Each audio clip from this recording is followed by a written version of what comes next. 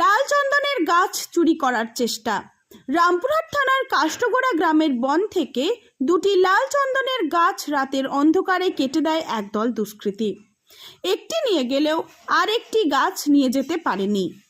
ভোরবেলা বন দপ্তরের লোকজনেরা দেখতে পায়। এরপর রামপুরহাট থানার পুলিশকে খবর দেয়। রামপুরহাট থানার পুলিশ তদন্ত শুরু করে কাষ্টগোড়া থেকে 4 কিলোমিটার দূরে একটি নার্সারি থেকে আরেকটা চন্দন গাছ উদ্ধার করে। যদিও এই ঘটনায় এখনো পর্যন্ত কাউকে গ্রেপ্তার করতে পারেনি।